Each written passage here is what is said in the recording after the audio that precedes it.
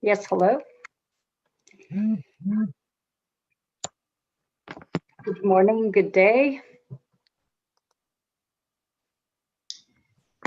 So, hello. Everyone. Apologies, but I had a quick connection problem. So, as always, we have these kind of issues when we start with online events, and we are live. So I want to welcome everyone to the official closing event of our project, Our Digital Future CAC. I am Marilena, and I will keep you company alongside our speakers and our participants for the session of today. And before starting, basically, I would like to give the word to Ekaterina Fatkulova, who is the project coordinator of our Digital Future CAC, on behalf of Carrefour, Jeunesse, Emploi, Notre-Dame de Grâce, for a welcome from her side. So, Kate, please go ahead. Thank you, Marilena. Good afternoon, Europe. Good morning, Canada. Bonjour et bonsoir à tous. My name is Kate, and as the project coordinator here in Montreal, it is my true pleasure to welcome you all at this finale of our Digital Future CAC. Whether you're joining us for the first time or you're tuning in with us from the beginning of the project since 2019, we invite you to revisit our project mission, its partners, and deliverables. Today, we will have the honor of building once more the bridge between Canadian and European youth and policymakers from both sides of the Atlantic to ensure their voices are heard. Over 3,000 participating youth have worked on policy recommendations in regards to an inclusive digital future. Important and pressing topics such as Citizenship 4.0, social relations, smart and fast expanding cities, racism, health, education, gender equality, climate change, and those are only to name a few. Today's event might not be called a challenge. There is no time constraint, deadline submission, no jury to pick a winner, although we understand the important and challenging task that our youth have at hand. Without further ado, let's revisit our roots. Our Digital Future CAC is realized by three partners, Goethe-Institut of Montreal and Carrefour, Jeunesse, Emploi, Notre-Dame de Grâce here in Canada, as well as ThinkYoung in Europe. This project is funded by the European Union. Under the umbrella, in 2019, we've realized several on-site actions called Thinkathons. We have connected youth from Canadian and European cities for periods of 24 hours. But due to the ongoing COVID-19 crisis, we have shifted to a completely online concept, although the mission remained the same at heart. The aim of the project is to connect European and Canadian youth, as well as policymakers, to address challenges and opportunities of our digital world. More specifically, to foster an exchange of views between young people on the key parameters to ensure that our digital future is inclusive, to enable them to jointly contribute to policymaking, and last but not least, to increase public awareness and initiate a broad public discussion.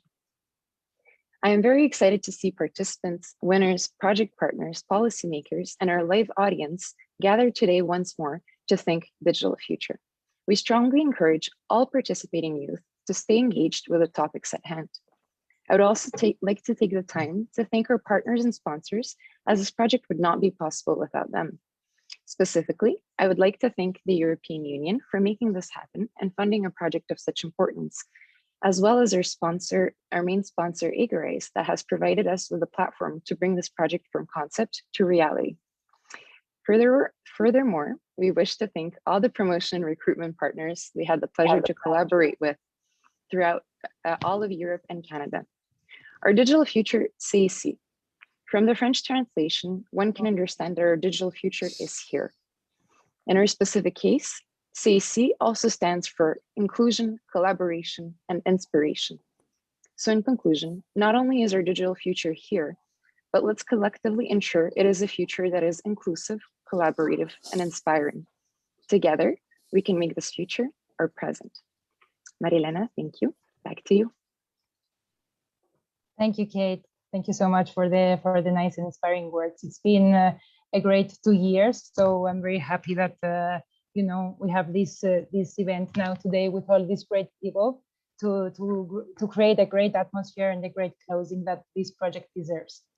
So moving on to our next speaker, I am extremely happy to welcome Dr. Melitta Garbridge, who is the head of the EU delegation to Canada. And she's here with us today to give us some insights from her side and to address our participants. Dr. Garbridge, the floor is yours.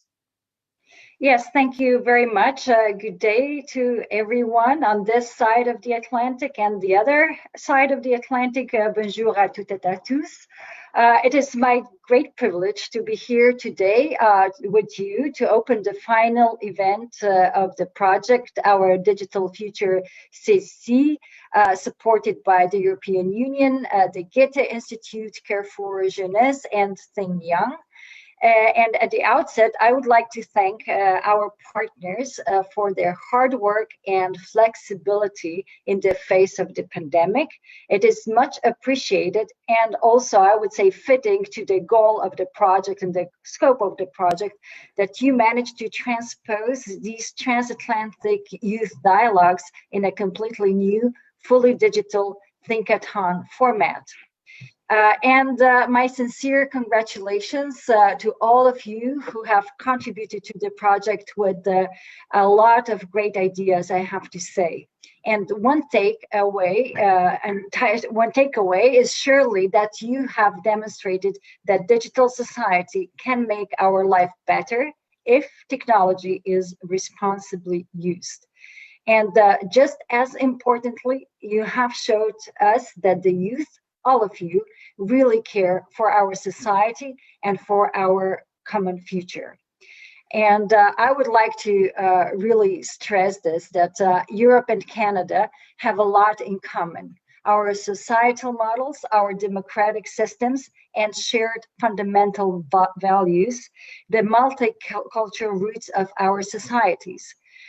All these similarities offer opportunities to exchange and build meaningful transatlantic partnerships that will help us shape together the kind of future and the kind of societies that we want now and for future generations. Green, digital, inclusive, and sustainable societies.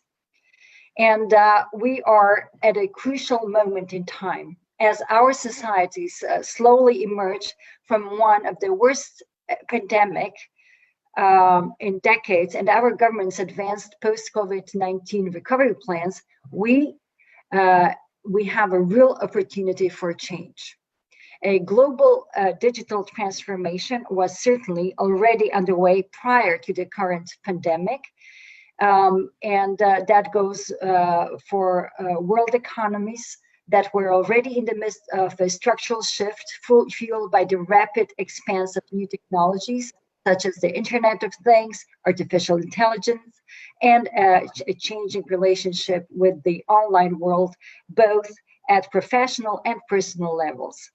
The pandemic, however, has accelerated the shift to digital. Teleworking has become the norm, as is emphasized and showcased by this very event and this very project. Consumer consumption is rapidly moving online, and businesses were forced to adapt. And the capacity to shift from in-person to digital operations is quickly emerging as a key factor in resilience of economic sectors. Around the world, governments have taken action or are considering policies to react to these new challenges and opportunities of the evolving digital landscape. And this includes modernization of legal frameworks around data ownership, privacy, and intellectual property. Of course, also investing in digital infrastructure and essential and strategic industries are part of these actions. A number of challenges arise from this digital transformation, and let me mention a few. There are challenges for industry wherever it is lagging behind in this digital transformation. There are risks of societal digital divides, such as between urban and rural areas, or based on gender, for instance. There is a need to train a digitally competent workforce, ensure cybersecurity readiness, build trust in digital transformation, and ensure adequate investment levels. Addressing all these challenges is a priority of the European Commission. We believe the digitalization of our societies will only truly benefit everyone if technological developments contribute to improving the daily life of every citizen in an inclusive manner and in full respect of their rights and privacy, empowering business to start, grow, innovate, and compete on fair terms, and helping us reach climate neutrality and achieve the green transition. It is a truism, but a truism worth repeating. The future belongs to the youth. The future belongs to you. You have the opportunity and the responsibility to do your share in shaping future societies. Is this an easy task? Well, the answer is no, because in our aging Western societies, young people today are at risk of socioeconomic and democratic exclusion. For the first time since the Second World War, there is a real probability that your generation may end up less well off than your parents. And we have seen this pattern in other societies. Is it worth the fight? And the answer is emphatic yes. And your generation is very well equipped by being so well educated and certainly being the most creative in using information and communication technologies and social media. And that is why we are convinced that you should not only be the architects of your own life, but also contribute to positive change in society. We need to hear and reflect your aspirations, creativity, and talents, and reflect them in our policies. And this is exactly the purpose of this project. And it is a privilege for me to conclude it with you today. Many thanks for your commitment and for your good work, and keep up the good work in whatever field you are active, and you will be active in the future. And I wish you a very fruitful day and very fruitful deliberations. Thank you very much for your attention. Thank you very much, Dr. Gabrič. It was very inspiring what you said, and very important for us to keep, as you know, we're closing this project, but we should keep, these priorities in our mind for the next steps, since we are moving with everything in our everyday lives now with the digital inclusion. So I think very, very important. Thank you once again for joining us and for taking the time to be here with us. Have a good day. Of course. Thank you. You too. Thank you. So next in our agenda is the presentation of the political outreach that took place in the last 2 years. Therefore, I want to give the word to Antoine Royou on behalf of the Canadian side, since he was the coordinator, to give us a short summary of what is displayed now on your screens. Go ahead, Antoine. Thank you, Marilena, and good morning, good afternoon to everyone. I will make it quick, and I will not, repeat the numbers that you have on the slides here. I just want to maybe say a word about what kind of a fascinating journey it's been, even for political outreach, because when we started, the goal was really to try and connect locally. So what we did is that we teamed up with a lot of youth organizations. We contacted local MPs, city councillors, and this was, the bulk of the audience that we were targeting. And of course, as we moved forward and as we moved online, the type of involvement and outreach that we did has changed as well. So, for example, towards the end of the project, together with Katia Meltzer, the director of the Goethe-Institut here in Montreal, we participated in the Canadian Internet Governance Forum, and of course, that was in part facilitated by the fact that this forum was organized online. So this kind of outreach was also changed with the changes in the project. So overall, I think it made for a great journey. I would like to acknowledge, as part of this outreach, one significant partner that has, whose support has really been decisive.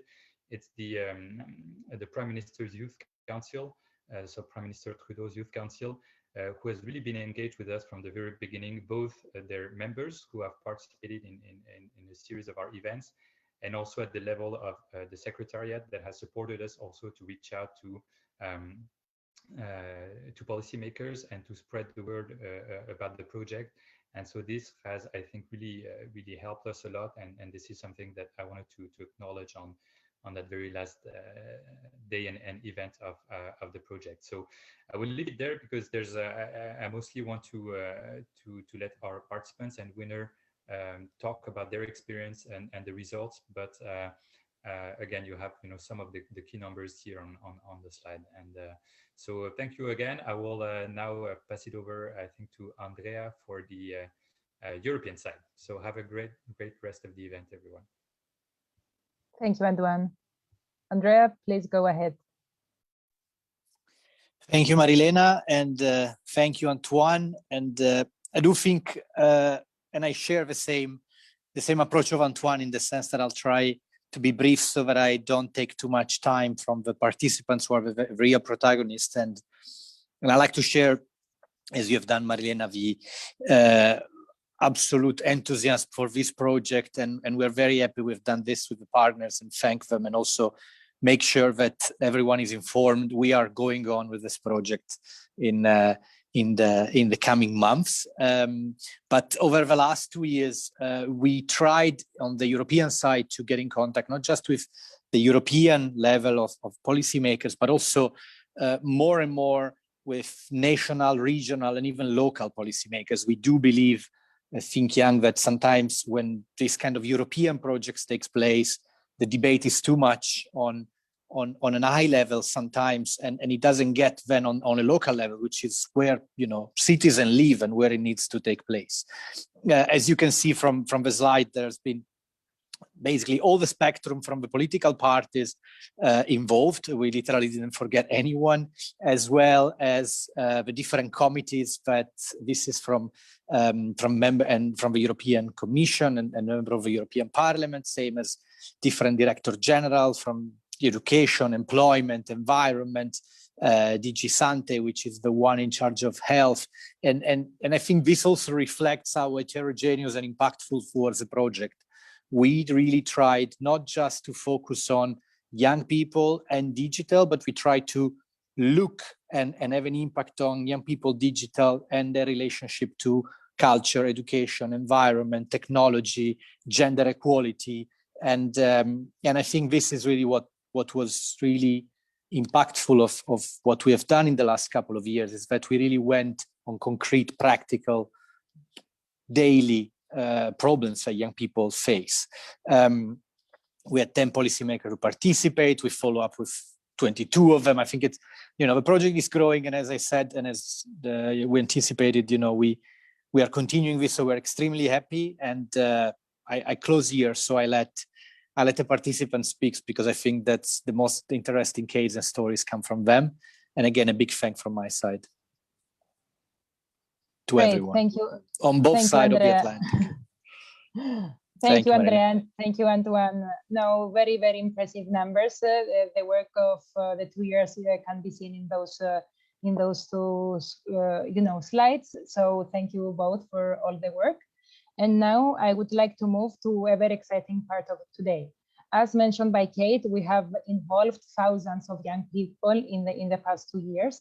And today we are very happy to have some of them here with us from each and every one of the Thinkathon events online and on site that we had in the past 2 years, to present their recommendations, as well as give us a quick share of their experience of the project.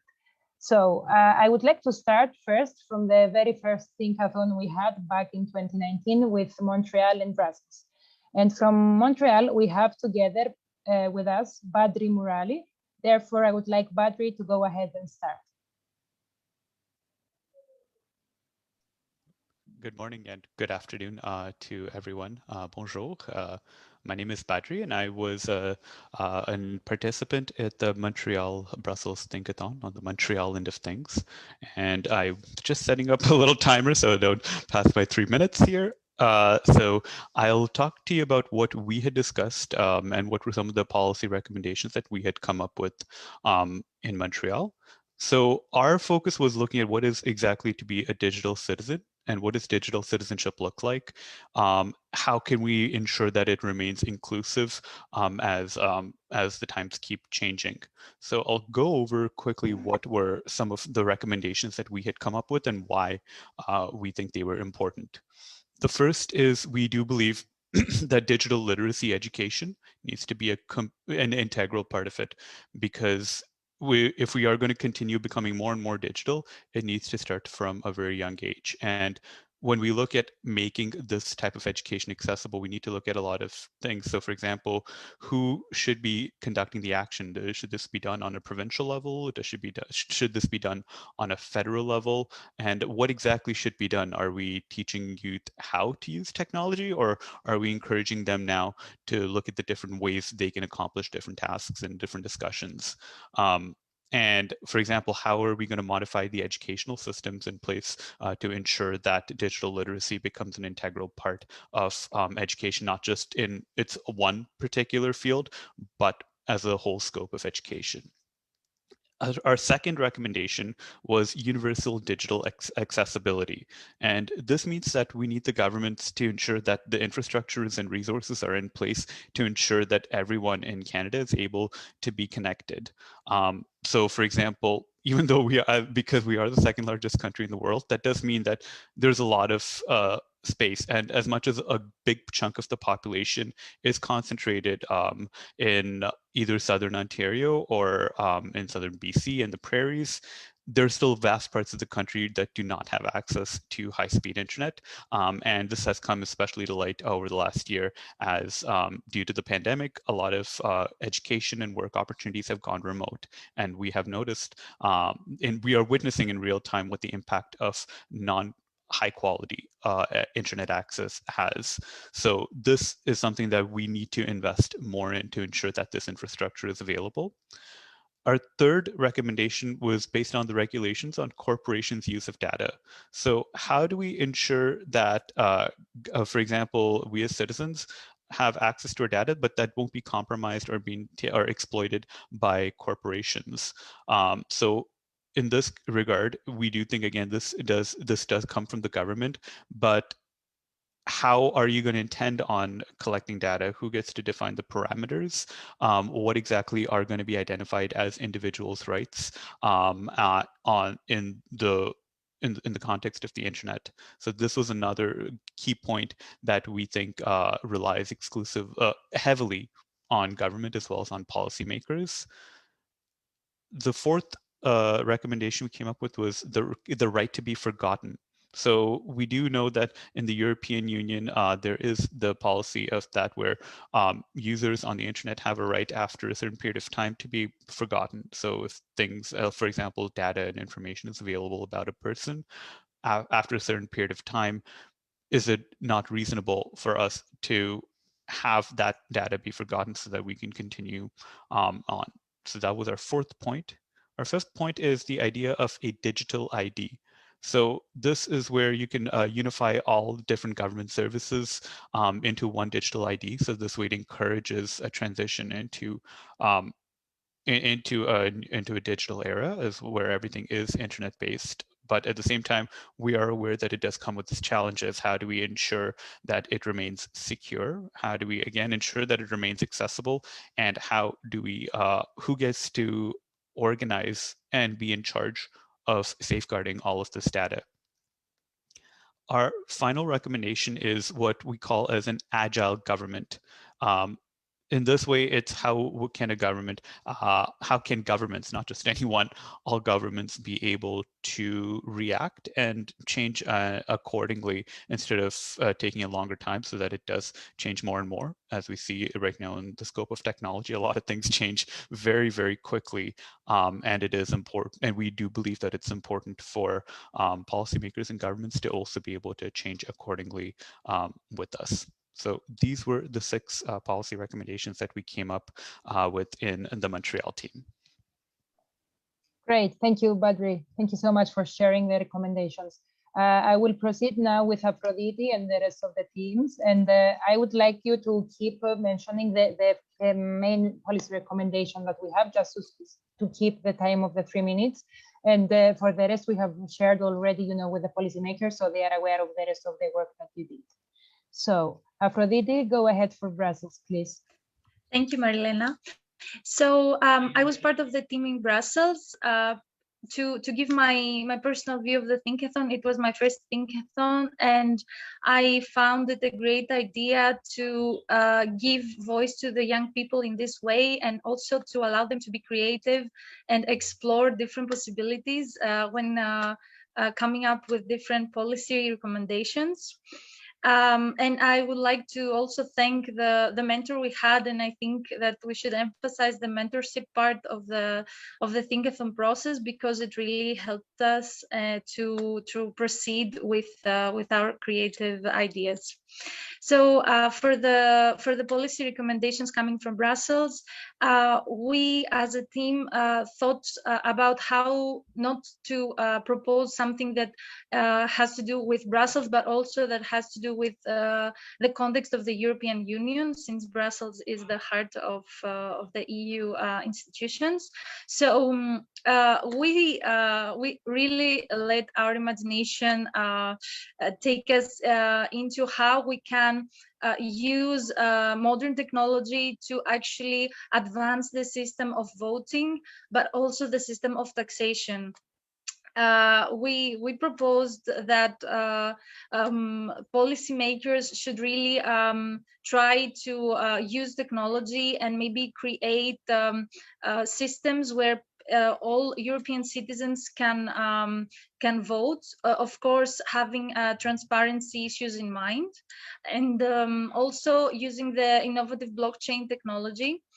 And also, we wanted to propose that the voting system could also propose a different multiple days for voting, because that would really facilitate and encourage all people to go and vote, because we think that the lack of voting is a problem for in the whole European context.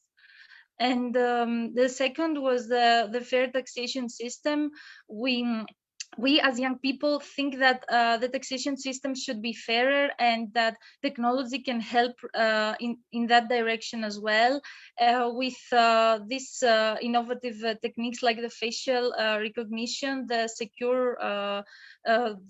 securizing the who really pays and what they have to pay. Also, again, using the blockchain for making sure that the taxation system work in an effective way.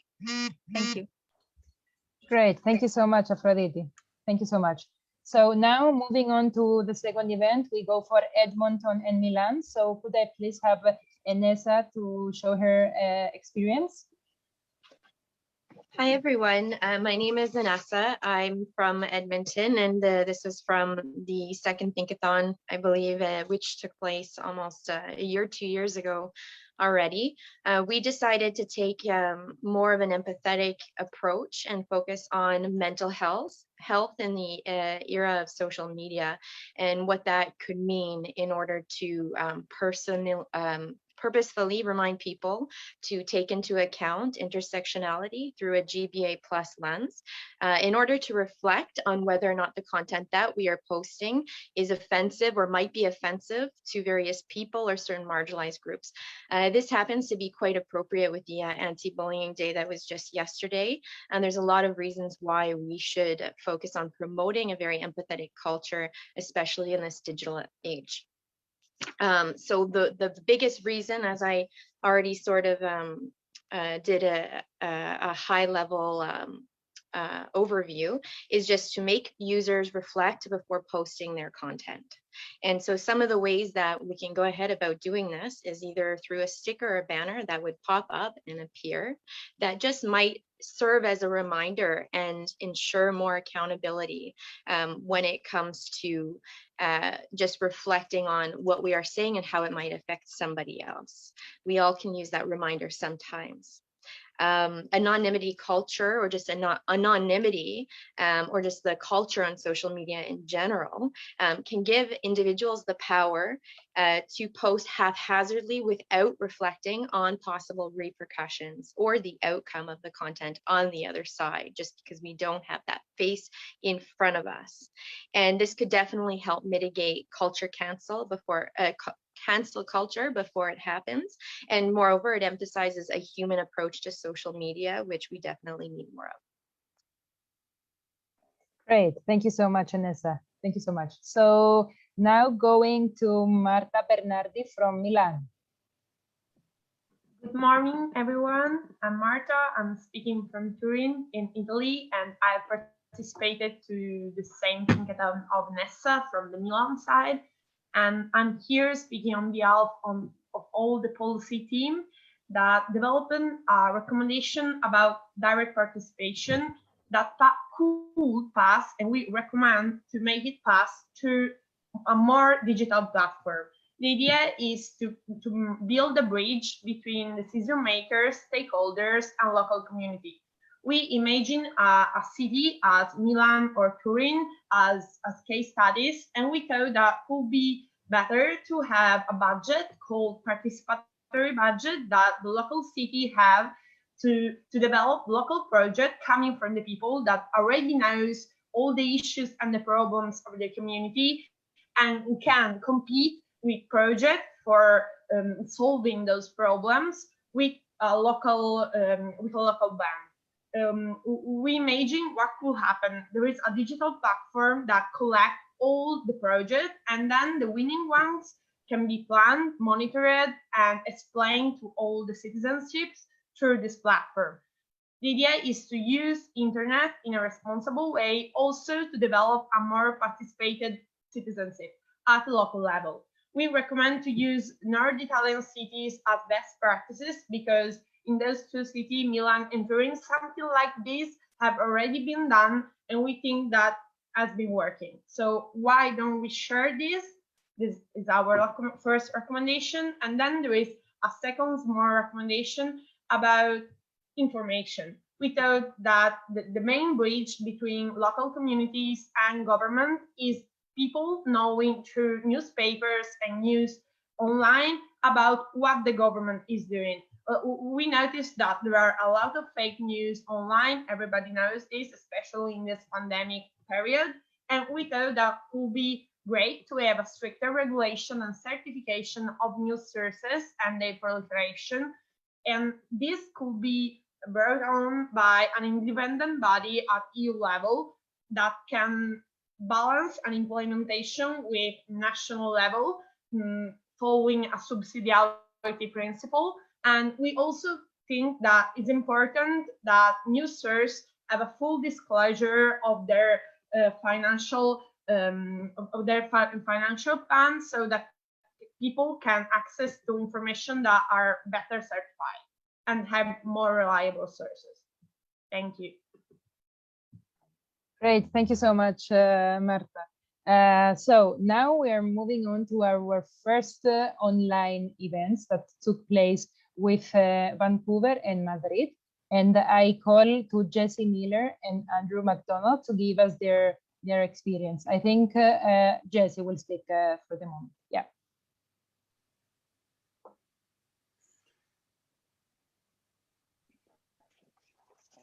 Hello, everyone. Bonjour.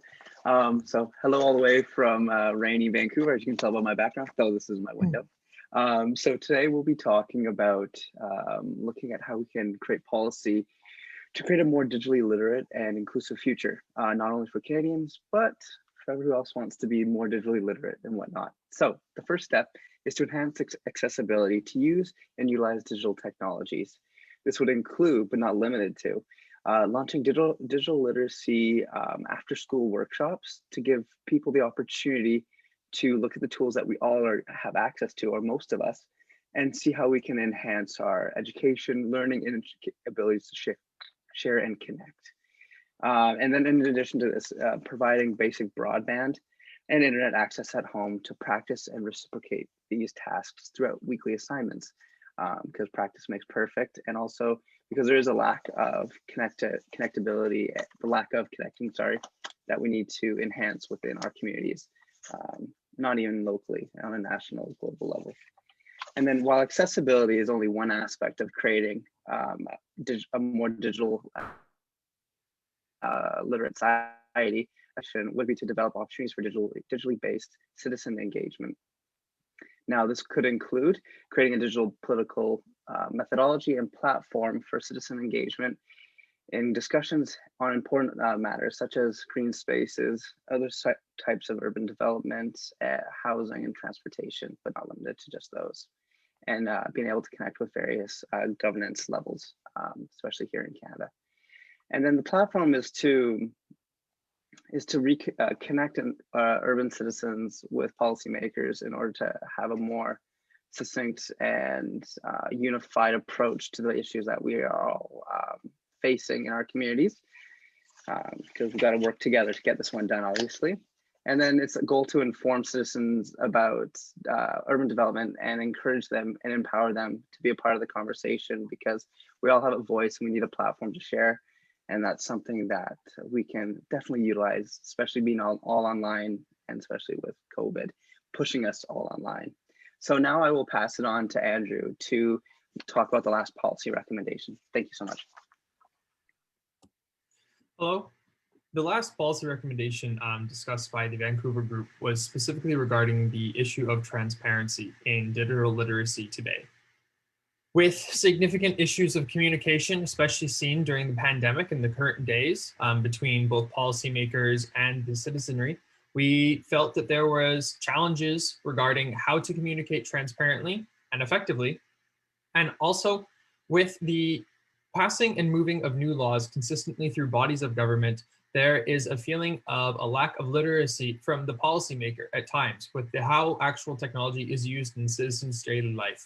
So our policy recommendation to move forward from here to find a better path is to have quarterly roundtable stakeholder meetings at a provincial and municipal level, where the individual can be most engaged between private tech companies, local communities, and their government actors, so that everyone feels present and has a voice at the table together. Thank you. Thank you so much, both to Jesse and Andrew, very interesting. So next we have Marina Magnan, representing Madrid. Good morning and good afternoon. My name is Marina, and today I'll be representing the Madrid Thinkathon Challenge, where we address the topic of smart and fast expanding cities. So first of all, it is an honor to be speaking before you all today. It truly was a pleasure and a huge learning opportunity to participate in the Madrid edition of the Thinkathon. At the time, the event was supposed to be in person, but as the pandemic had just hit Europe, we went fully online. I truly believe that this was a historical moment and an experience that we'll never forget. Even on Zoom and in face of new challenges, we all worked very hard, overcame challenges, and are extremely proud of what we accomplished. As such, please allow me to share the recommendations that the Madrid team came up with. So many cities are turning on smart and fast solutions to better deliver public services. However, smart cities might inadvertently not encourage inclusion because of disparities in digital access along geographic and economic lines, which generate gaps in digital knowledge and skills. In this respect, we would recommend policymakers to expand digital skills by simplifying and easing the access for all citizens to public services, providing free and powerful Wi-Fi around the city, and reducing the stigma for which citizens are afraid to share certain personal data that would foster better services. Furthermore, to fully exploit technology's potential, cities must understand better citizens' needs. Thus, we would recommend policymakers to also ensure civic inclusion and participation by creating integrated apps to provide equal access to public services and amenities, creating a common database for all citizens to access administrative information, securing data protection to all citizens by securing ownership, creating expert communities, increasing cybersecurity, and designing more European technologies. and by raising around the city's awareness to the decisions through a combination of traditional and modern, so social media, to reach all generations. So these recommendations were created by an incredible team of like-minded and motivated participants. However, this would not have been possible without the support of our mentors and the organizational team who guided us throughout this whole project. Therefore, I would like to take this opportunity to thank everyone involved in making this event a tremendous success.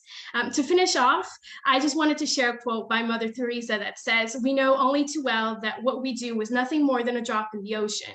But if the drop were not there, the ocean would be missing something."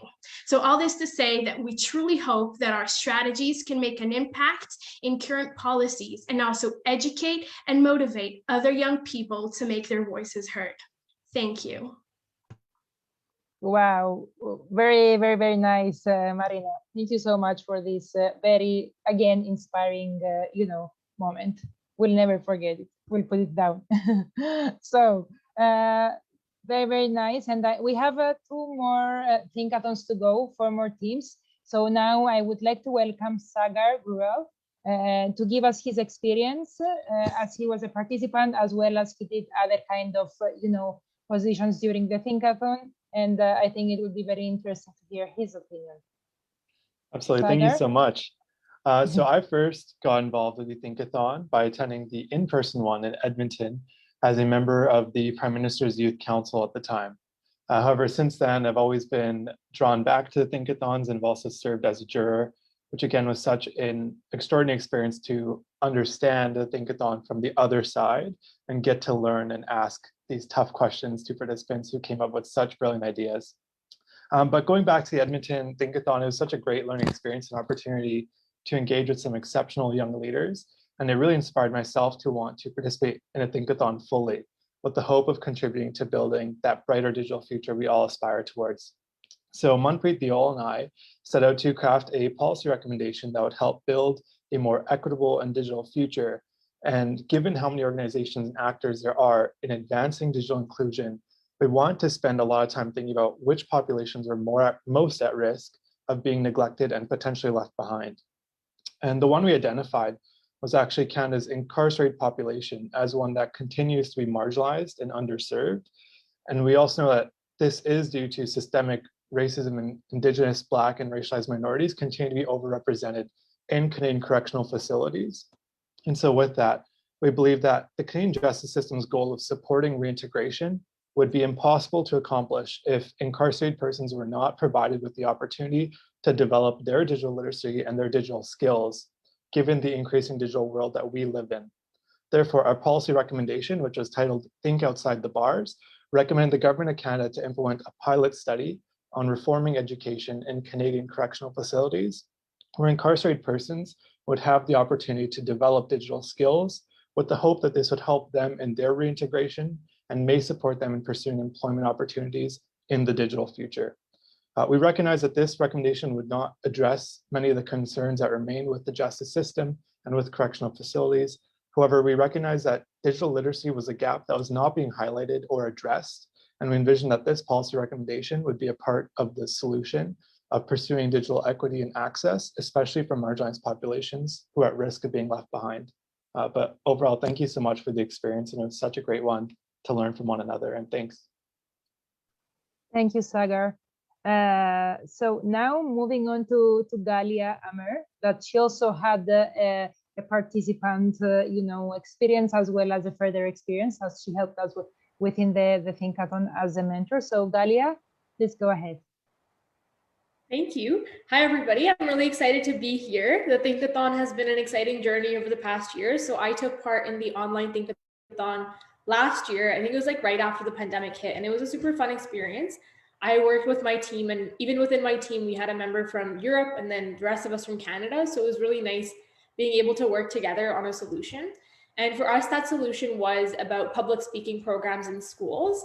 I've struggled a lot with public speaking when I was younger, and joining the debate team changed my life. And so my experience, coupled with the experiences of my teammates, we realized that there needs to be more training related to communication skills. And this is something we work on outside of the Thinkathon as well. And we feel that policymakers can really step in and make a difference there in terms of the education curriculum. So our policy recommendation was about K-12 schools utilizing virtual platforms to give educators the tools that they need to ultimately implement effective public speaking and debate programs within schools, so that we can start tackling statistics like 75% of people being afraid of public speaking, or wages being cut by 10% because of fear of public speaking, or the fact that debaters have 40% higher graduation rate than non-debaters.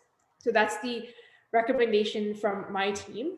But overall, in terms of the Thinkathon, I also had the opportunity to actually present a public speaking webinar workshop for some of the participants in the second online Thinkathon, which was super exciting. And honestly, like, there needs to be more of this stuff. This is such an incredible event. I'm so glad that I think over 3,000 students youth had the opportunity to take part. The mentors that I've met, just the network that I've built here, even though it's all been virtual, like I've not met, I don't think I've met any of you in person, but it's been such an awesome network. And I know that these connections will last a lifetime too, which is amazing. And I hope that one day I can meet many of you in person, because that will be exciting. But overall, like the Thinkathon, the goals of it, like I am a huge advocate for youth empowerment, and this embodies literally all of it. So thank you so much to all of the organizers, the mentors, the sponsors, the fellow participants. This experience has been amazing. Great, thank you so much, Galia, for the nice words. Thank you so much. So now we have two participants left from the last Thinkathon online challenge that we did. So please, Sofia Pieretti, go ahead with your experience. Good morning and good afternoon. I'm Sofia, and here's Daye, and we are based in Southwest France. Bonjour. And so our policy recommendation focused on gender equality, and we urged policymakers to develop a strategy to bind the business enterprises to offer teleworking or remote working opportunities whenever it's possible. We decided to develop this policy because we felt that women should be able to have both a successful work life and a fulfilling private life. With the pandemic, a light was shown on an issue that's been there since the beginning of time, and that is the amount of care work that women go through daily. And care work results in a burden that prevents women from having like high intensive jobs such as STEM and IT, or it increases the pay gap. And for this reason, we developed this policy recommendation. Obviously, our policy is just one part, so we thought to make it more broad, with adding also gender mainstreaming and gender education, and a path towards digitalization and digital literacy in order to fill in the gaps. And in an even broader context, we also urge for a complete shift towards a care economy, because the pandemic showed how much this is needed. And to conclude, this was an amazing opportunity for our team. We learned so much, and while I've always considered myself a hardcore feminist, I had no idea of how much work there is still to do. So thank you so much, and I'm looking forward to what comes next. Great, thank you so much also, Daye and Sofia. So now the last participant to speak is Nabiha Pirzada from the second winning team. So Nabiha, please go ahead. All right, thank you. Good morning, everyone. My name is Nabiha, and I'll be speaking on behalf of BIPOC Capital. Today, I'll be giving you a quick overview of our policy and our program. For our policy specifically, we recommended that the Canadian federal government allocate an interest-free loan program for BIPOC SMEs, the small to medium enterprises, that will enhance equity by ensuring these businesses are recognized, supported, and sustained. Returning value to BIPOC communities is the only way to reverse the marginalization that has prevented BIPOC SMEs from flourishing in the first place. It is also vital to afford BIPOC autonomy in where and how these funds are allocated. To create equal opportunity for BIPOC communities, we urge our policy to be implemented through a microfinancing program, the Digital BIPOC Entrepreneurship Program. This program distributes interest-free loans on an applicant basis while providing business mentorship. It addresses the lack of accessible funding for BIPOC SMEs and provides mentorship as well. Corporations will also get to microfinance businesses of their choice in return for an online workshop hosted by their sponsored local business as a source of knowledge transfer, creating an economic win on both ends. Successful implementation of our program includes 3 major stakeholders, which are the government, corporations/banks, and BIPOC businesses. Our program will be fully digitally accessible. We push digital inclusivity by making the application process, fund allocation, knowledge transfer workshops, and mentorship all accessible within our online spaces. Our app and website will utilize assistive technologies for those who are hearing or visually impaired, ensuring inclusivity to all members of the BIPOC community. BIPOC make up more than 1/5 of the Canadian population, yet they just own 13.6% of small to medium enterprises. Without thriving businesses, these communities are forced to spend money in outside regions, reducing custom for local SMEs. A lack of profit means that digital advancements are often inaccessible, forcing reliance on ineffective technologies and resources. In return, the issues faced by these businesses are intensified, leading to a spiral of decline and lack of an investment in these communities. Some of the long-lasting effects of our policy and program are an increase in job opportunities, strengthening of local economies, the preservation of BIPOC culture, increased support for non-for-profits, and it significantly reduces the racial wealth gap. Finally, I would like to take a moment and thank the organizers for this valuable journey, as well as everyone in attendance here. Thank you and have a wonderful day. Great, thank you so much, Nabiha. And now we have concluded the round of interviews from our participants, and it's time to move on to the reflections from 4 policymakers that have kindly joined us today to give us some, feedback from their side. So I would like to start by giving the word to member of the European Parliament and chair of the Special Committee on Artificial Intelligence in the Digital Age, Mr. Dragos Tudorache. Mr. Tudorache, the floor is yours. Hi, Marlena, and hello to everyone in Europe, Canada, or anywhere else you may be watching this event. Allow me to start by saying that this is, I think, already the 3rd or the 4th webinar of today on AI or big data or something like that, and probably there have been hundreds over the last few months events of this kind. And yet, and I'm saying it not because I want to make you feel good, this is by far one of the most interesting that I've attended in months.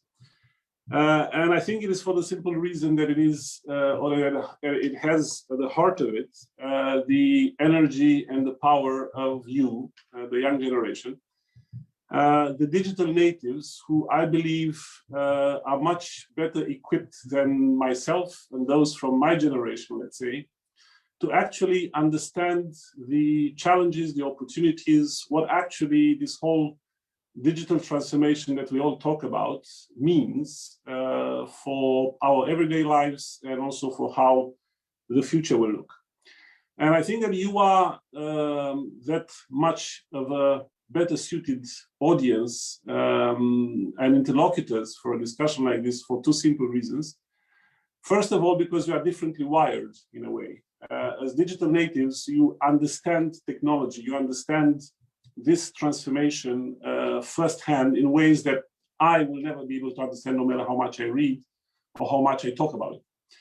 And second, because you already have a vested interest, because everything that we do, all the decisions that we take, and also the recommendations and the ideas that you play with, are ideas and recommendations that will actually affect you and your life and your future much more than ours.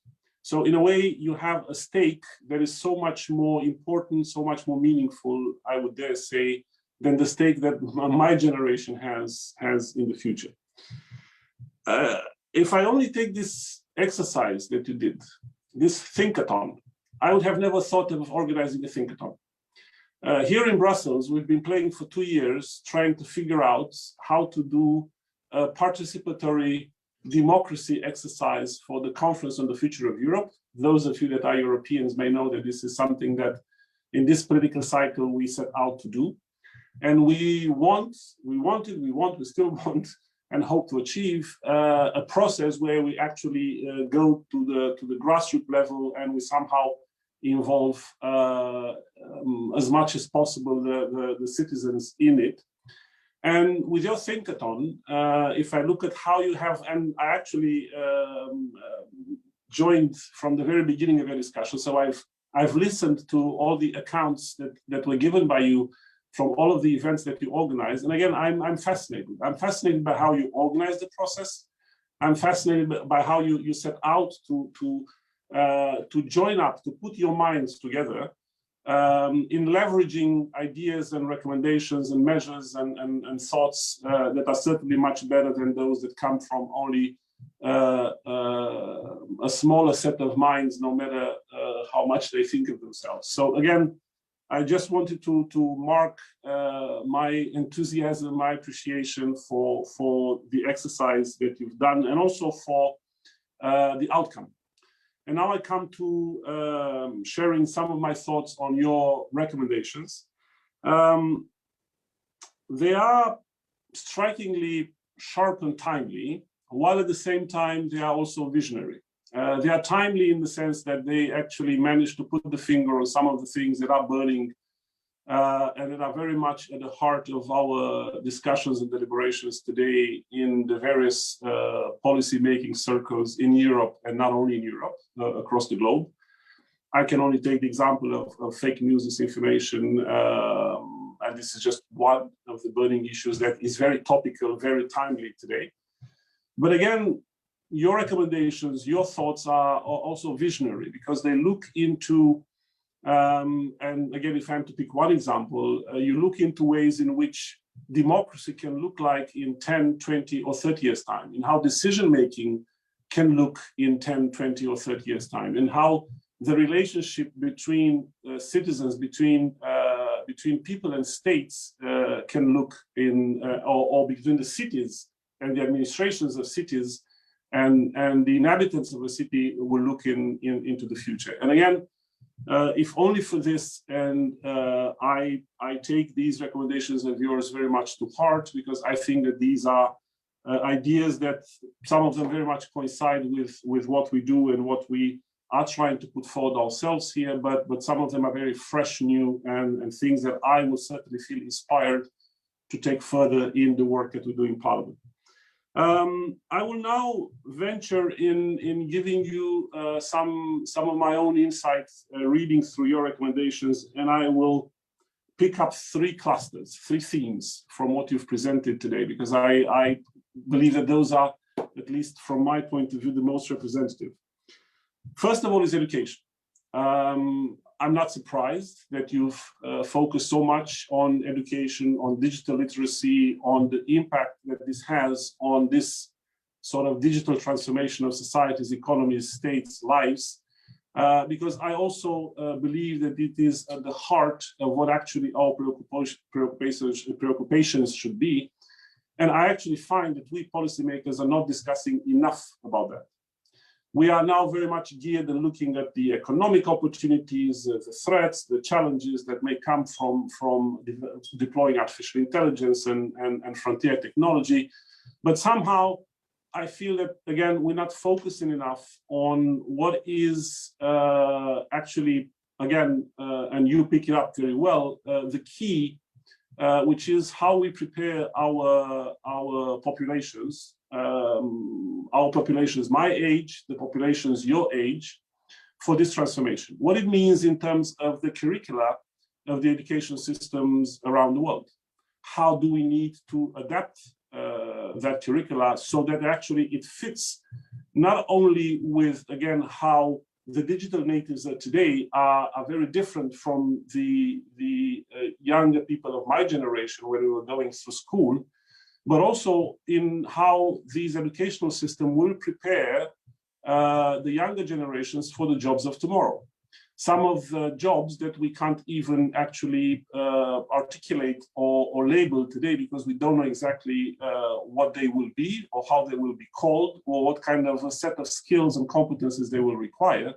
So somehow we need to be prepared to look into the future to understand the evolution of our economy as driven by digital transformation in the future, so that we can equip our younger minds with the right skills, with the right competencies, so they can actually stay competitive and fit the realities of the labor market of tomorrow. And another thing which I liked very much in the way you've done your deliberations on this point of digital literacy and education is the fact that you have very much looked at the societal aspects of not leaving anyone behind, of fighting discrimination, of addressing what are many of the prejudices, the biases, of shortcomings of today's society, and trying to address them when you design and you think of the society, the digital society of tomorrow.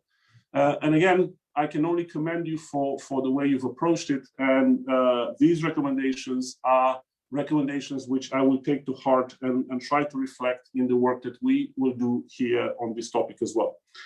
The second cluster, which impressed me and on which I want to make some points, is the foresight you have, and I've already alluded to that earlier, the foresight you have in the transition to digital governance and participatory democracy, and more generally, into how the states themselves have to transform in order to respond to the expectations of the society of tomorrow.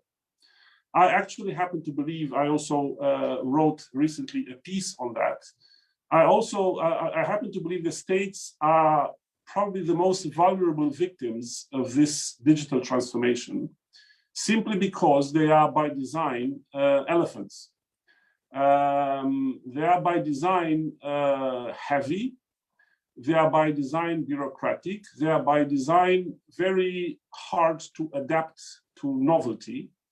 And I think that this transformation, probably unlike any other industrial revolution in the past, is very, very fast-paced and requires the kind of adaptation that I fear many of our states, many of our democracies do not yet grasp. So again, your thoughts on how citizens should be participating in the democracies of tomorrow, how decisions should be taken about budgets, about anything from local administration to central administrations, is something that should preoccupy our minds as regulators, as policymakers, as politicians of today. Because again, if we are not equipping, if we're not preparing the states of tomorrow to become themselves platforms, to become themselves able to interact with the youngsters such as you, who will be growing up and expecting different things from the states of tomorrow, again, states themselves will find it very difficult to explain themselves to their citizens, to their constituencies, to their voters, and therefore retain in a way the basics of our democracies.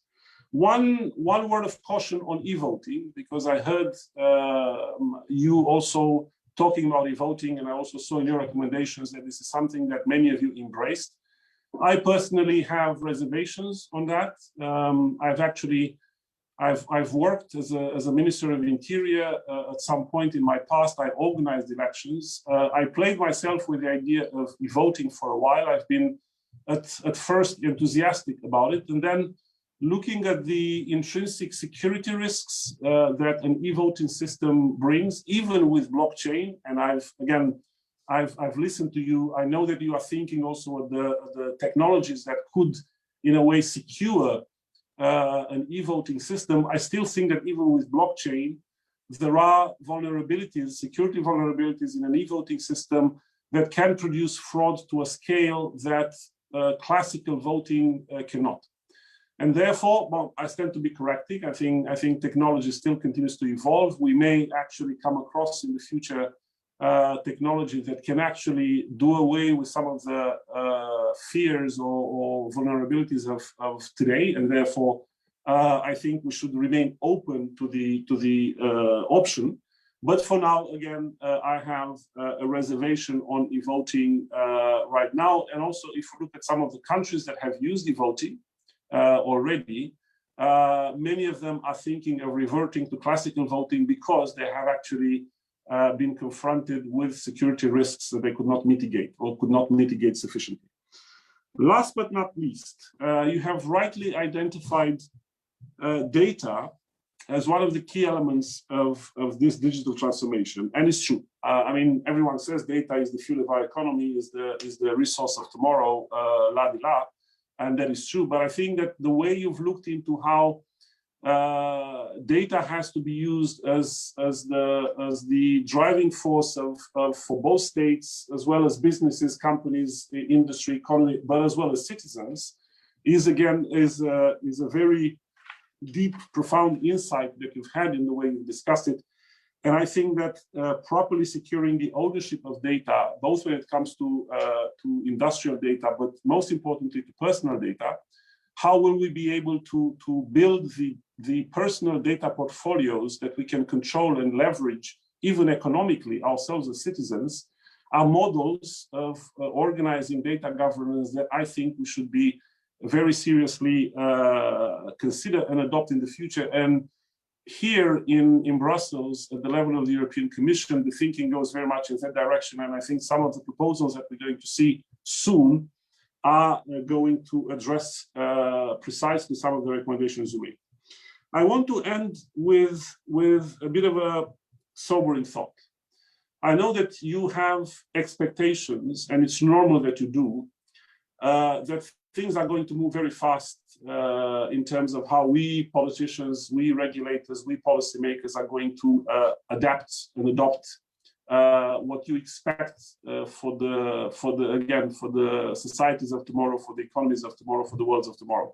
Unfortunately, I want to say this. Unfortunately, you will have to also build up a bit of patience. The world is not moving as fast as sometimes we would like it to move, and policies sometimes are not adopted as fast as we would want.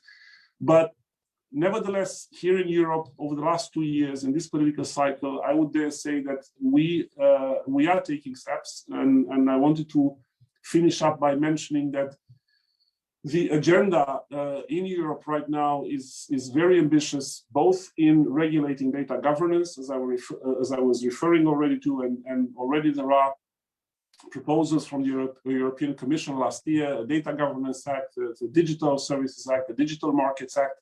We're going to have new legislation looking at artificial intelligence, looking at personal data management. So we are, in fact, gearing up. It will take maybe 1, 2 years, even 3 years to negotiate some of these texts, but we are coming. We are coming, and we are coming with, I dare say, ambitious proposals that are putting the finger on many of the recommendations that you are making today. And I think the key challenge will be, and we are looking at this, we Europeans, and it's great that you also do this, you did this exercise also with our Canadian friends, because I believe that when and while we do these things, we have to reach out to a much broader audience. We have to get out of the arrogance that we are designing standards here in Europe and then we are passively awaiting the world to adopt them. I don't think it's going to go that way this time. We need to actively engage in digital diplomacy across the Atlantic, first and foremost, with the US, with Canada, but also reach out to the multilateral fora where we can bring in like-minded partners, Japan, Australia, many of the countries in South Asia, and also those other global players that maybe don't share some of the values that we share, but nevertheless are global players in this digital transformation and cannot be avoided from the conversation table. So we need to think of all of these evolutions in the world of tomorrow in as broad of a platform as possible. So again, thanks a lot for having invited me. Great to be part of this conversation, and I look forward to your questions. Hopefully we'll still have time for that. Thank you. Great, thank you so much, Mr. Tudorache. So Many thanks to Tib also from your intervention, and thank you also for the insightful impressions for the recommendations. And I think everyone is very happy to see that you think that the topics we touched are actually important, and that these topics are in your agendas in Europe and in Canada. So I think it's a good opportunity now to go to Mr. Philipp-André Rodriguez, Deputy Director of the Center for International Digital Policy and Global Affairs in Canada, just to also see, you know, an interaction from his side and his feedback also on the points that our participants discussed on. Mr. Rodriguez. Thank you very much for having me this morning. I think this was just a great conversation, hearing all of these different presentations, amazing ideas, so timely. These conversations are happening now. We need to have those conversations in a much more sustained way, I would say, in Canada than we are at the moment. So I think this is just really timely conversation. And I don't want to necessarily duplicate what we've heard from our colleague from the European Parliament, and really just want to build off of that and maybe start with a little bit where I come from on this, right? So I work at a foreign affairs department, so I have a very different take or lens to these issues. And so from my perspective, two things. The first is really that we need to work more closely with the European Union and all of its partners. And we're already doing that in multiple ways, whether it's through the Global Partnership on Artificial Intelligence, the Freedom Online Coalition, the OECD, and multiple other forums, and bilaterally as well. We're already working quite closely with Europe, but we need to do more of that. We need more of that transatlantic conversation, because the reality is that in the last 10 years, what we have seen is that more digital access does not necessarily translate to more digital inclusion. And this is really one of the key lessons I think we've all learned from growing up in this generation. And I'm a little bit younger than some of my fellow panelists, so I have a bit more of that perspective perhaps. But what we see is really that digital technologies have been enabling really certain forms of authoritarianism internationally. We have seen that in multiple contexts. I don't think I necessarily have to mention countries by name, but this is a reality internationally that we cannot just take for granted, as we did 10 years ago, that having access to digital tech, having access to the internet will create more inclusion, more inclusive societies, more robust digital civil society, because it's not the case.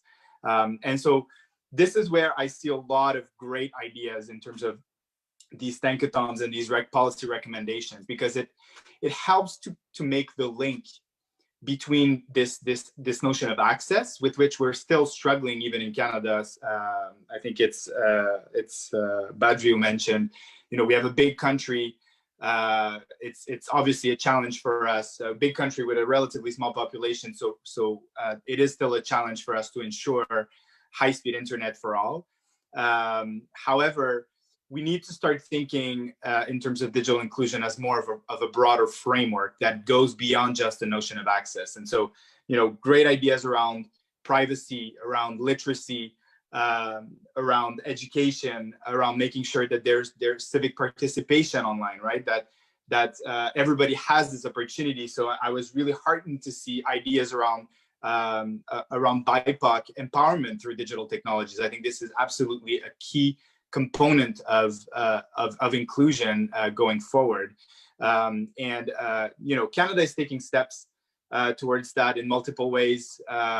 We have programs I could mention on literacy, for instance. We have the Digital Citizenship Initiative in Canada, which really helps to fund a lot of literacy opportunities, a lot of literacy programs in Canada through a partnership with multiple civil society organizations. You may have heard of some of them, Media Smart, Civics, for instance. We are working also on a regulatory framework for digital technologies on many fronts, privacy, data protection being one of them. You may have seen our colleagues from Industry Canada having tabled some of this legislation before earlier this year. We are working also on the question of civic participation online through regulation, through partnership with civil society again. So we're doing some of that work, but it is still too embryonic in many regards. And so having this series of policy recommendations can really help to jumpstart this conversation in multiple contexts, and to also have a good sense of where some of the youth, the younger generation sees as a value added in this space. And to me, this is really what I take away from it, that we have to go beyond just access, talk about civic participation, talk about trust online, talk about everything that enables these kind of environments going forward. And this, honestly, this cannot happen only in a vacuum. It cannot happen only in a silo where Canada does things on its own. We need to work closely with our partners on this for multiple reasons. As I said, one of them is really the rise of these authoritarian tendencies internationally, which ultimately undermine democracy itself, human rights, the rule of law. But also because we want to be inclusive, not just in terms of our own societies, but also, I think, globally. And we want to give those opportunities internationally, not only to Canadians or, I think, Europeans, but also internationally. And we're working quite closely with our European partners on making sure that that is the case. And the other thing I would note, and this is really kind of new in the news this week. So the other big question, and one which I was actually relatively surprised not to see anything specific to that in the recommendations, but it's something that I know our European colleagues are a bit more advanced in their thinking, but it's really the question of how to address platform governance issues. So how do we address the question of big tech companies?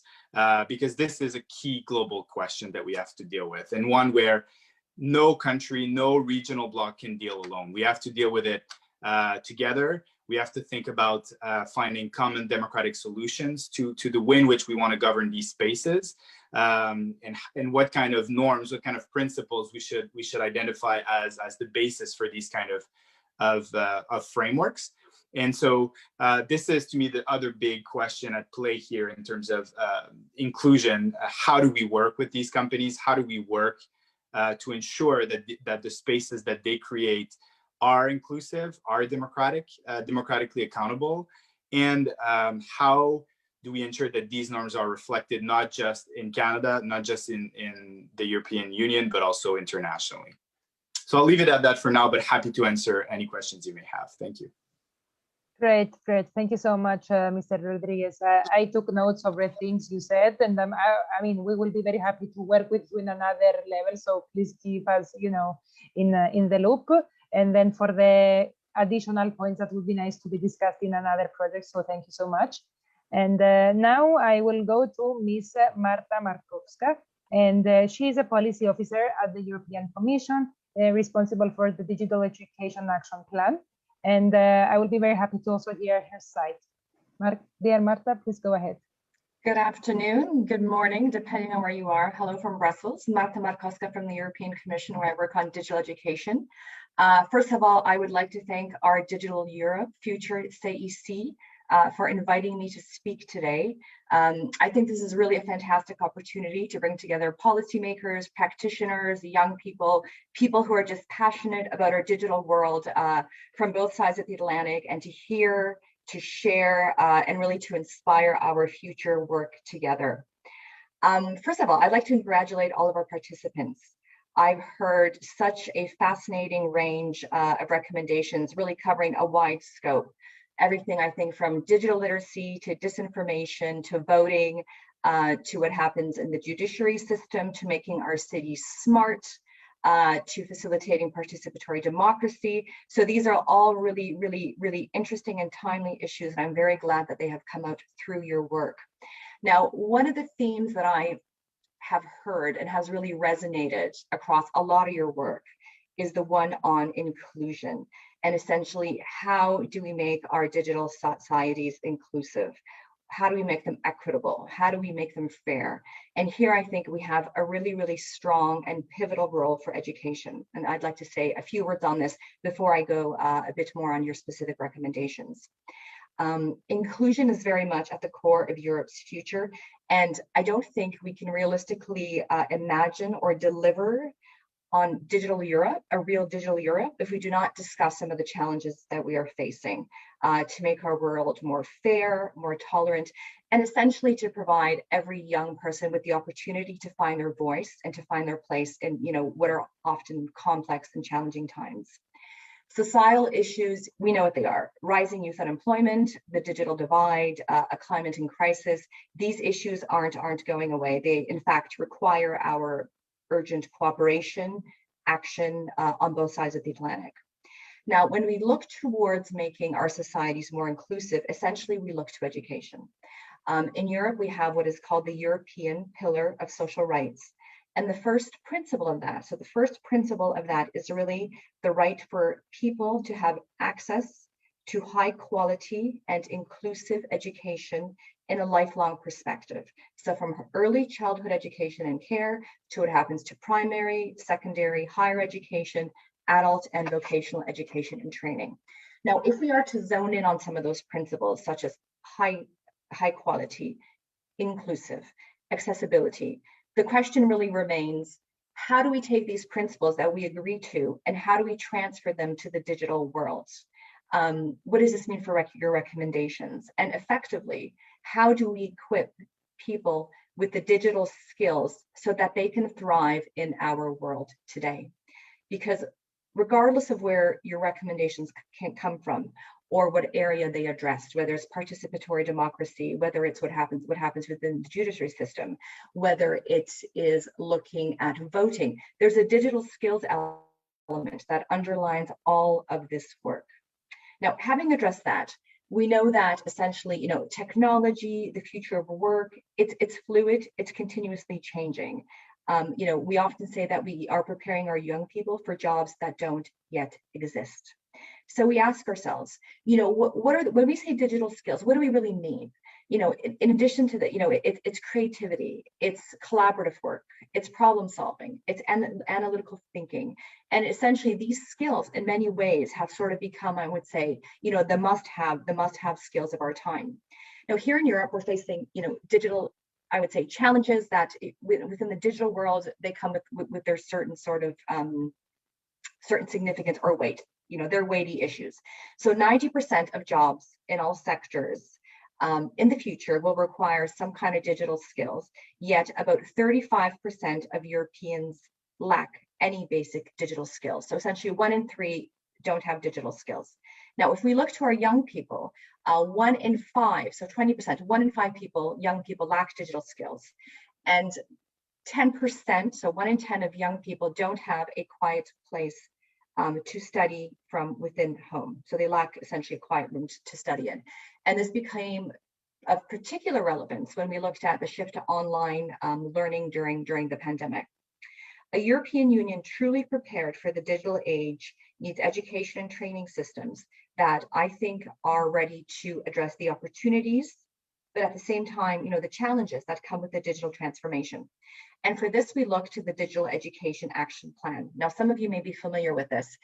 It was adopted in September of last year, and essentially it puts forth a real ambitious vision for digital education in Europe from 2021 to 2027.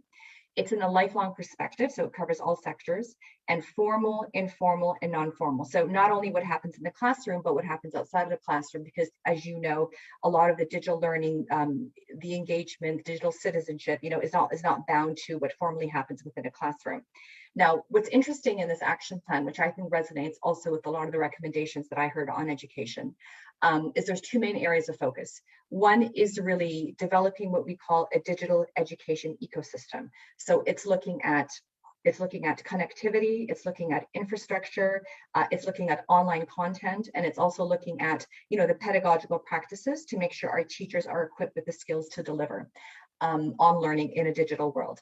And the other element is really the skills and competences element. So what do we mean by digital literacy, computational thinking, and analytical thinking, creativity? All these are sort of the must-haves that we know that young people need. The other dimension that I think is worth mentioning, it also kind of draws into a lot of what you said, is young people need to feel empowered when navigating the online world so they can make informed choices. And this really resonates with a lot of the work that we heard on digital literacy and tackling disinformation. So if we take these sort of ideas and principles to be true, how do we translate these into actions? And based on what I heard today, I see that there are a lot of parallels between what we're doing in Brussels, in the Digital Education Action Plan, in our digital world, and some of the solutions that you have proposed. So I will try to go through these, a few couple ones. Now, at the political level, in the action plan, we are proposing what is called a strategic dialogue. So essentially, much like you are gathering today to exchange views, to see how we can cooperate together, we, within the action plan, want to help member states identify what we think are enabling factors. So what do we need to put in place to deliver on a successful digital education? Connectivity, for example, highly trained and committed teachers when it comes to the digital, the various aspects or pieces of the puzzle. The other part is really on fostering responsible behavior online. And I heard this in parallel. Badri had mentioned this if we looked at digital citizenship and the importance of digital literacy. Jesse had also mentioned this through their after-school workshops. So what do we need to make this happen? If we say that education has a large role to play and teachers and educators are pivotal to this, then essentially we need to equip our teachers with the know-how. How does one teach digital literacy? What are the learning objectives? And within the action plan, we will provide guidance to teachers on how to tackle disinformation and how do they address this. And we know young people need this. We have data on this. Young people, I think around 75% of young people come across fake news or disinformation at least once or twice a day. And we also have Eurobarometer data. Eurobarometer are European-wide surveys that we carry out. And they're almost half, I think it was about 45% of young people said they feel the need for media literacy, digital literacy to be taught in schools. So there is a need for that. And I think that resonates with a lot of the work that you have outlined today. Now, in terms of boosting the digital capacity, here we're looking really at how do we equip our teachers with the skills, with the competencies so they could deliver on this. Through our Erasmus projects, for example, through the Erasmus Teachers Academy that we'll be rolling out, all of this is really looking at the role that education plays in preparing our young people to thrive in the digital era. Now, there's a couple other comments, a couple other ideas that I had that were mentioned. There was a proposal on public speaking. I think this is vital, whether it's in front of a computer or, to a group of a couple hundred or a couple thousand. I think this is key. I think this is a skill that young people really, really need to tap into. And what I could recommend on this, or this reminds me of, we have the Erasmus Plus virtual exchange, where we have so far brought together, I think, about close to 20,000 students in higher education, and they debate, they connect online with students across Europe, as well as in the Southern Mediterranean region. So this very much resonated with me on that side. And on the digital citizenship and on the digital literacy, I couldn't agree with you more. On participatory democracy and democracy in action, I think Marta had mentioned this. We have Erasmus cooperation projects, participatory action projects, where essentially through our Erasmus program, a lot of you might be familiar with this on the mobility side, but we also fund projects where we bring together people to look at local, regional issues, as well as through volunteering and traineeship. Some of you might be familiar with the European Solidarity Corps, where it essentially matches people with projects where there is a need to do work on. So I'd like to just close by saying a few words on active citizenship and also digital citizenship, because I think essentially, this is why we are here today. Young people with a voice, young people who are passionate, young people who have ideas and really, really want to make a change and a positive contribution. And it is really through your enthusiasm and through your dedication, you guys have the potential really to strengthen our democratic processes, to question what works, what could be improved. So I really congratulate you on your ideas, on your energy. And I think really this is, active digital citizenship really at its best. So thank you very much. And I look forward to, learning more about what you do. And as an offside, this is the first Thinkathon I've ever been to. So, thank you very much. And I've learned quite a bit. Thank you. Thank you so much for all the profound insights, as well as for the additional information from your side, Ms. Markovska. Like, education is very important. You saw that it was present in many of the recommendations. So your insights were very, very appreciated. Thank you so much. So last but not least, we have Mr. Chris Clover, who is a member of the Ontario Parliament. And he's here with us to also share some insights about the recommendations, as well as overall comments. So Mr. Clover, please go ahead. Thank you so much, Marilena. Can everybody hear me okay? Yeah, just nod if you can. Okay, thank you for the thumbs up, Marina. So my name is Chris Clover. I'm the member of Provincial Parliament for one of 124 elected members of the Provincial Parliament in Ontario. My riding is Spadina-Fort York, which is the downtown Toronto waterfront, and I would say one of the most beautiful waterfronts and places in the world, but I may be a little bit biased there. I want to thank Marilena and the European Union and all the sponsors for this organization, for organizing this Thinkathon. It's really great that you have all been brought together to do this, and I really appreciate your recommendations. I think it's incredibly timely to have this Thinkathon during this global pandemic, where all of us, from as many diverse regions as we represent on the screen right now, are impacted by this pandemic, and we can see, and this pandemic is happening in the middle of this digital revolution, and the two combined have amplified both the incredible inequities that are in our societies, but also emphasize some of the opportunities that are available. And this group here, this Thinkathon, is one of the opportunities to bring young people together from all parts of the world to think about how do we utilize this digital revolution in order to create a more just and democratic society. And I really appreciate your comments. And I was taking notes as you were speaking, and they I pulled out a couple of themes. Some of you were talking about the digital divide, and it is so apparent now. With the sudden acceleration of the digital revolution during the pandemic, the digital divide, if you do not have access to Wi-Fi, if you do not have a laptop or a smartphone, you are left out of so many things that other people have available to them right now. And so I want to thank Marina and Badri for pointing that out. I also want to, some of you talked about specific groups that have faced systemic racism, long before this pandemic began, but that racism is emphasized, or that discrimination is emphasized during this pandemic. And, so Sagar was talking about incarcerated people who, are left out of this digital revolution. That Nabia was talking about BIPOC communities, and Daye and Sophia, and if I'm pronouncing your name incorrectly, I apologize. But you were talking about women. And what has really come to the fore is that women in this pandemic, the essential are a lot of the essential work that is done by women, and it's not recognized, and it's not, and women do not receive adequate economic remuneration for the work that they do in the essential, especially when you consider the essential quality. Some of you were talking about using digital literacy as to create a more robust democracy. Badri, Aphrodite, Inessa, Jesse and Andrew. Jesse and Andrew were talking about, using digital platforms to connect citizens and policymakers. I think you're absolutely right.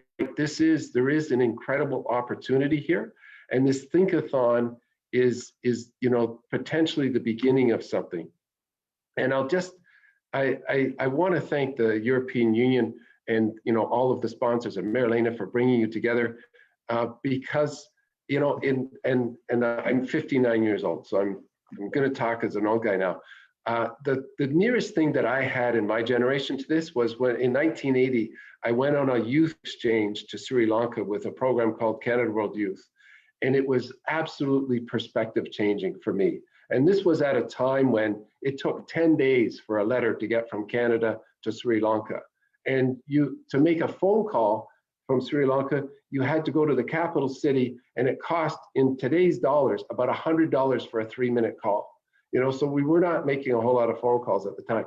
You can reach out across the globe with other like-minded youth and figure out how you're going to create the kind, implement the ideas that you've been talking about. So I'm really excited, about the potential of this group. And as a gray-haired old guy, one of the dangers when we're speaking with youth is we often provide advice. Okay, and so my advice as the gray-haired old guy in the room is that stay connected. This is not the end. This is the beginning of something. And you have now connections across Canada, across Europe. You can start expanding those connections and really think about how do you implement the ideas and the recommendations that you've come up with. So, that's my advice. And I'll end with one other piece of advice. When this is all over, visit Toronto. I think it's one of the greatest places in the world to visit, but I may be biased. Thank you so much for having me. It's a real pleasure to speak with all of you. Oh, and one more thing. Can I get people to turn on, and Marilyn, I'll ask you, and if it's not okay, that's fine. But could I take a shot and put this out on social media? Is that okay? Sure, go ahead. Yeah, okay. So if your camera's not on, turn on your camera, and we'll get a screenshot with everybody. In fact, I'll take, yeah, okay. So everybody got their good smiles on? Okay, thank you. Think digital revolution, guys. Hold on, I'm not sure if it went. Hang on.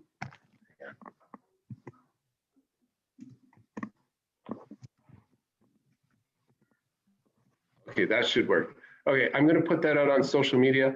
I'm Chris Clover, MPP. There's a lot of Chris Glovers in the world. There's another Chris Clover who's a really good country singer from the United States. But if you want to look me up, it's Chris Clover, MPP. Have a wonderful day, everybody. Thank you so much, Mr. Glover. Thank you so much also for taking the picture. I will make sure to look for it on your social media. So okay. With Mr. Glover's intervention, we concluded the reflections from the policymakers, and that is why it was very useful and vital for the implementation of our project. And thank you to everyone once again for joining us. So next point on the agenda is the Q&A from Thinkathon participants to our policymakers. I know we have been, a bit over time, and I want to respect everyone's time. Therefore, I can give around 15 minutes for the questions, 15 to 20 minutes. So I will ask you to quickly mention your question and address it to the policymaker you wish to speak with, so that we can, manage to ask the questions for everyone. So Nabiha, do you have any questions for our policymakers? Please address one question so that we have time for everyone. Yeah, for sure. Thank you. I think we just had a very general question, and that's kind of just what advice do you have for us on how to actualize our policy and program? So just some advice would be nice. Yeah. Mr. Clover, do you want to go ahead? Sure. Yeah. Nabiha, I think you were in Alberta. Was that right? No, I'm in Guelph right now, but okay. It's Ontario region. Yeah. Okay, great. Well, I would suggest, when you're talking about BIPOC communities, you've got to, we need to create a political movement here if we're going to achieve some of the goals and recommendations that came from the youth, especially around BIPOC communities. And so I would start to connect with, some of the BIPOC leaders. And one of them is in my caucus is Saul Mamakwa, and he's the first First Nations MPP in the Ontario legislature. And he represents an area in northwestern Ontario, and it's been such a valuable experience for all of us in the legislature to have his voice there. But so if your group and your community could support him in getting out his message, about Indigenous communities and Indigenous struggles in Ontario, I think that would be a step in the right direction. Thank you so much. Great, thank you so much. Sophia, do you have a question? Yeah, I'm speaking. I'm Daya. So thank you very much for having us. And the question from the Melwipsy team to Mr. Tudorache is the following. The digital era resulted in a constantly evolving world where all the major processes are extremely fast-paced. So how can we manage to provide quick and timely decisions and solutions while at the same time ensuring that they're fair and well-developed? Thank you. Mr. Tudorache? Well, to be very quick, do what you do right now. We as policymakers need this sort of input, like the ones that I have just received from you. And if I looked also at how you have built up, as part of your exercise, as part of your process, how you have built up your contacts, your network, how you have reached out towards parts of the European Commission, parts of the European Parliament, national governments, local authorities. This is actually what you have to do. Because we live in a model of democracy here in Europe where decisions are taken at different levels. You have decisions that are taken at local level, decisions that are taken at national level, decisions that are taken at the European level. And therefore, you have to be able to reach out those politicians, those policymakers where the decision is needed. So if you want a quick and fast impact, you have to maintain this sort of network and this sort of attention span to all of the levels of policy and regulators. And at the same time, identify, and we have to be able to connect as much as we can to you and to organizations such as yours, so that we can constantly draw on your views, on your ideas, on your recommendations, as we do today, so that we can constantly adapt our thinking and adapt our the work that we do, so that it actually stays relevant. So again, keep on doing what you're doing. Great, thank you so much. So next one is Sagar. Sagar, do you have a question?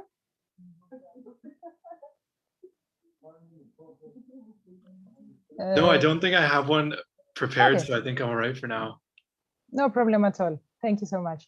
Galia, what about from your side? Do you have any question to address to our policymakers? I'm good. My question was asked, the first one, about what actions we should take next. Great, great. Thank you. Then I go to Andrew or Jesse. Do you have any questions from your side, from the Vancouver side? Yes, thank you. We do have a question. The challenge with our question is that it's difficult to target it to one of the speakers, but perhaps as a more broad question to all of you, what are your plans as policymakers and representatives to not just improve our digital literacy, because as digital natives, we are already fluent and active in many digital spaces. So how will those in authority or those in policy plan to self-educate or properly delegate to bridge this gap so they can wade into the spaces that we are already actively moving in, so they are also informed to help us? And what are your plans in that? Great, thank you. Mr. Rodriguez, do you want to get this one? Yes, so I can tell you that this is an ongoing challenge to actually ensure that there's a relatively robust level of understanding of digital issues across government and within policymaking circles. This is really something that, as you said, some of us who are a little bit more digitally natives have to take on a little bit more. You know, we put on a lot of courses. We organize a lot of conferences to really help politicians, senior officials in the Canadian government to have a better sense of what the issues are, why they should care about these issues. And the reality is digital technologies is such a horizontal policy issue that has implications for so many files across departments, across priorities, that really this needs to be more than just identify who is the lead on, you know, AI regulation or you know, content moderation online. We have to actually do this work with people working on mining, because AI is a huge part of mining now. We have to work with people working on disarmament, with people on fisheries. On any of these issues, there is this digital component now. So this is a huge, huge challenge. In the Canadian government, the way we've set ourselves up is that there is now what is called the Canadian Digital Services Academy. So really, it's an academy for policymakers, civil servants, politicians, political staffers to get that information, to be more literate. And so when these conversations are happening either in-house in Parliament or at the working level in terms of developing the policy at the civil service level, that people have this knowledge and that they can engage meaningfully in these conversations. So we really take this at heart because this is so crucial to have informed decision makers. Thank you so much. Ms. Markowska, do you have anything to add for the European spectrum? Yeah, thank you very much. Just the digital literacy part resonated with me. I think sort of strengthening the evidence base when you're making policy making is always a good thing. You know, we're always learning. We're always open to the latest academia, to the latest research, to the latest expertise, especially if you look at something that moves as quickly as tech does, or AI, or anything on the digital side. In the Commission specifically, if we look at DGAC, which is where I work, Education and Culture, Directorate General responsible, we are launching 3 expert groups where essentially we bring in stakeholders, NGOs, civil society, tech, media, broadcasting world on 3 issues. One is digital education, learning, teaching, and assessment. So it's bringing in the national ministries from the member states to see really what happens on the ground in the EU countries. The second group really looks at artificial intelligence, AI, and data usage, because we also want to create guidelines for that in teaching. So what does AI mean in teaching? How can it complement teaching? You know, what are the trends? What are some of the issues we need to be aware of? And the third expert group we're going to run is actually on disinformation, where we're going to also look at, you know, the role of journalists, broadcast, tech companies, social media companies, in addition to educators, teachers, people with pedagogical experience. Because although it's very important to be aware of the issues, I think there's also a real richness of the people who actually work in the field. And so here we're trying to bridge that gap between what happens in the media world and what happens in the classroom. And for this, naturally, we go to the experts, and based on that, we work on proposals, recommendations, and that's kind of how policy making often works. Yeah, in a nutshell. Great, thank you so much, So now going to Marina from Madrid. Do you have any question? I do. I have a question for Mr. Tudorache. So my question is, have the 4th industrial revolution technologies, so artificial intelligence, robotics, IoT, nanotechnology, quantum computing, been implemented and or integrated for education? And if so, how? So either through mechanisms to help in education or as part of curriculums. And if not, are there any predictions and plans you might have?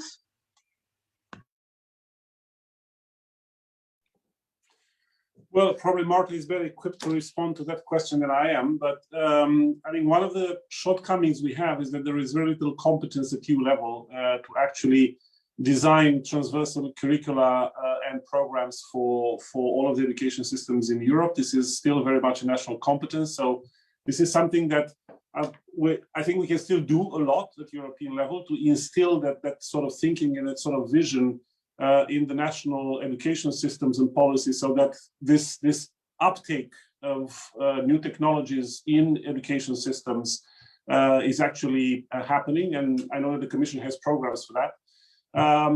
But again, and also I want to link up to the previous question and just give you an anecdote. For me, this is the first mandate as an MEP. And when I came 2 years ago, I came determined in a way to look into digital as a transversal driver, as a transversal impact on every policy, every legislation almost that is working in this House. And I realized how little actually we knew and how little we were equipped here in this Parliament to actually discuss these things, look at these things. And now I chair a committee which is called AIDA, Artificial Intelligence in the Digital Era, because at the level of Parliament, we realize that we need to first educate ourselves if we want to know what we regulate. So we are making this effort also here in European institutions to get better equipped to understand what for you as a younger generation, as the digital natives, comes very natural. And with that, to get better equipped at legislating and understanding the challenges and legislating. So again, for the adaptation of educational systems, still a lot is left to the national governments here in Europe, but I think we, from the European levels, need to put that sort of vision up there for them, so that we make sure that everyone moves with the same speed to ensure this sort of transformation of the system. But again, probably my colleague from the European Commission has a more concrete answer to give you to that. So, Marta, I don't know if you have anything to say, but maybe just 1 minute so that we have the opportunity to hear all the participants in terms of questions. So I don't know if you have anything else to add now. Yeah, just in 20 seconds, I definitely agree with what was just said. In terms of education is a national competence here at the EU. We can support education, strengthen it through mutual learning, through funding, through our programs. So when it comes to content and curriculum of what is actually taught within schools, this is not an area that is something. This is really within the member states. And the other point would be, indeed, artificial intelligence is really as we know, an emerging new area. It is something that we are starting to explore within education, within the European Commission, and what it means for learning. So it is something that is becoming a priority for us, as opposed to something that we have been following for years. Thank you. Thank you so much for the swift response. So moving to Enesa. Enesa, do you have any questions? I didn't have anything pressing, but I think it was Mr. Rodriguez who was touching a little bit on the power of content moderators in the area of social media and news. And I was wondering if some other delegates or some others would like to just comment in terms of policy making, as it's something that's very relevant today, and some policies that are currently being implemented with governments in Australia. Mr. Tudorache, you raised your hand. Yes, 10 seconds. This is what DSA is about, and DMA to a certain extent. DSA is the Digital Services Act, and the DMA is the Digital Markets Act. Two proposals that we have now on the table since December, and it goes very much into precisely the big debate of the day, and I dare say the big debate of probably of the decade. Which is, how do we deal with platforms? And not only from the point of view of one country, certainly not from the point of view of one country, not even of one continent. I fully agree with Mr. Rodriguez. We have to look at this and deal with this as an issue for the whole global community, because it does affect and does impact everyone. So with the DSA, basically, we bring in a sense of responsibility for content, for all kinds of digital platforms, from marketplaces all the way to social media. Because we believe here in Europe as policymakers that it is time for them to exercise accountability for how they generate content, for how they moderate content, for how they deal with content. And the kind of decisions that we've seen over the last few weeks or months coming from some of these platforms are not decisions that they should take as they do right now. There needs to be democratic accountability for that. There needs to be legitimacy for how the decisions are made. And this is the kind of system that we in Europe try to put in place. Again, this system nevertheless has to be also now discussed with the rest of the world, because we have to ideally come to solutions that are more globally embraced. But we are moving. Thank you. Great, thanks a lot. And Marta from Italy, any question from your side?